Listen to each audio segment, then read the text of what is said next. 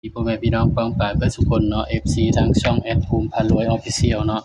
มื้อนี้แอดภูมิก็สิมาตามแนวทางพี่น้องเนาะสำหรับหวยลาวพัฒนาเนาะพี่น้องเนาะของงวดวันที่30มีนาคม69เนาะพี่น้องเนาะ30มีนาคม69เนาะงวดสุดท้ายของเดือนมีนาเด้อพี่น้องเด้อวันนี้เพราะว่าเดือนหน้านี่ก็สิมีหลายมื้อเนาะจันทร์ถึงศุกร์เนาะพี่น้องเนาะสำหรับเดือนหน้าเนาะมาเบิ่งนำกันเนาะสิได้เด่นตัวใดพี่น้องสำหรับ30มีนาเนาะ69เนาะสำหรับเวลาพัฒนาเนาะพี่น้อง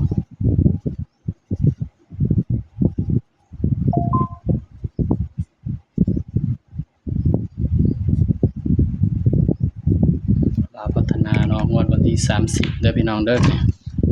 อากาศมันร้อนเนาะพี่น้องเนาะร้อนแฮงว่ะงวด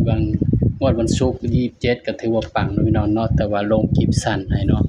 ไปเบิ่งในคลิปสั้นเนาะมาที่47เนาะ7447เนาะมันออก7449เนาะพี่น้องเนาะสำหรับลาวพัฒนาเฮางวดวันที่30เด้อพี่น้อง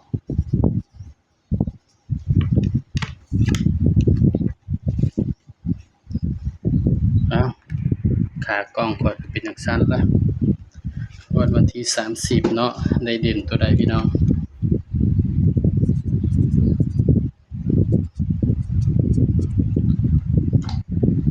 สำหรับเด่นเนาะ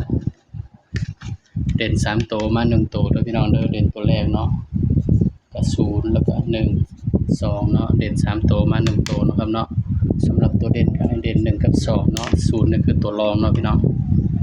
บัดนี้ก็เอามาจับคู่เนาะแอดภูมิเลยเนาะพี่น้องเนาะถ้า1มาเนาะ13